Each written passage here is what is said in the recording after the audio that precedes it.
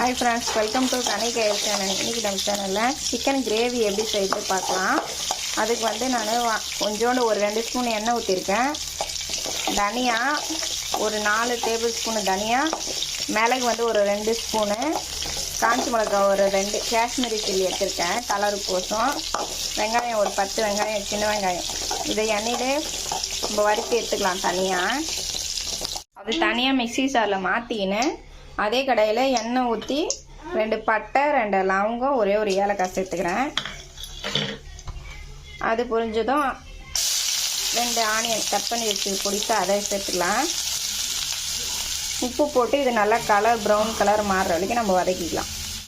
வெங்காயம் இந்த மாதிரி கலர் மாறின உடனே ஒரு 2 ஸ்பூன் இஞ்சி பூண்டு பேஸ்ட் ஆட் பண்ணிக்கிறேன்। இஞ்சி பூண்டு பேஸ்ட் ஆட் பண்ணாங்க, அதை கூட தக்காளியும் ஆட் பண்ணிக்கலாம்।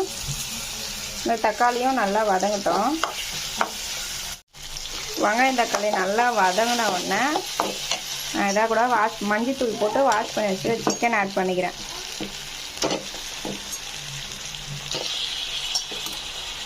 இந்த சிக்கன் ஆட் பண்ணி நம்ம நல்லா கலரி விட்டு ஒரு அரை வேக்காடு வந்து இந்த எண்ணெயிலே வதங்குற அளவுக்கு நம்ம கலரி விட்டுக்கலாம்। இப்போ சிக்கன் நல்லா அரை வேக்காடு வெந்துடுச்சு। இந்த வெங்காயம் தக்காளி இஞ்சி பூண்டு பேஸ்ட்டாக கூடிய இப்போ நம்ம வறுத்து வச்சுருந்தா மிக்சியில் கொஞ்சம் தண்ணி ஆட் பண்ணி நல்லா விழுது பதத்துக்கு அரைச்சிக்கினேன்। அதான் கூட சிக்கன் மசாலா மிளகு போட்டுருக்கோம், அதனால் நம்ம காரத்துக்கு ஏற்ற மாதிரி நான் கொஞ்சமாக ஆட் பண்ணிக்கிறேன்। இது நல்லா இந்த மசாலா அப்படியே தட்டி விடணும்।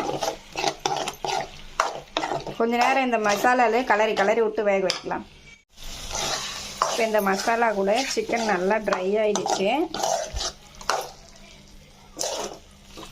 இந்த ஸ்டேஜில் நான் மிக்ஸி கப்பு அரைச்ச தண்ணி மட்டும் சேர்த்துக்கிறேன், ஏன்னா கிரேவி தானே, அதனால தண்ணி கம்மியாகவே ஆட் பண்ணிக்கலாம்। ஏன்னா சிக்கன் வேகிறதுக்கு ரொம்ப நேரம் எடுக்காது, ஆல்ரெடி சிக்கன் ஆஃப் வேக்காடு வெந்துடுச்சு। நம்ம கிரேவிக்கு தேவையான தண்ணி ஆட் பண்ணி இது நல்லா கொதித்து எண்ணெய் மேலே திரண்டு வர சொல்ல நம்ம ஆஃப் பண்ணி கொத்தமல்லி தூவி இறக்கலாம்। இது ஒரு 10 to 15 மினிட்ஸ் கொதிக்கணும்।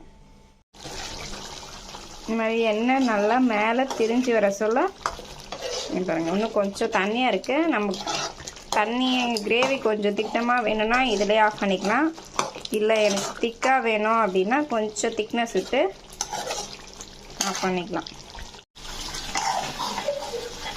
இப்போது நம்ம கிரேவி நல்லா ரெடி ஆகிடுச்சு। இங்கே பாருங்கள்,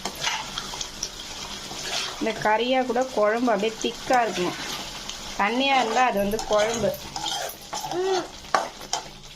இப்போ நல்லா சுண்டட்டோன்னு கடைசியாக ஃபைனலாக கொத்தமல்லி தூவி இறக்கி விட்டுதான், அவ்வளோதான் ஃப்ரெண்ட்ஸ்।